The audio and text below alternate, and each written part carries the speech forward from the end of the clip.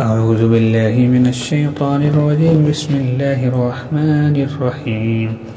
القارعة ما القارعة وما أدراك ما القارعة يوم يكون الناس كالفراش المبثوث وتكون الجبال كالعهن المنفوش فأما من ثقلت موازينه فهو في عيشة راضية وأما من خفت موازينه فأمه هاوية وما أدراك ما هي نار حامية. بسم الله الرحمن الرحيم.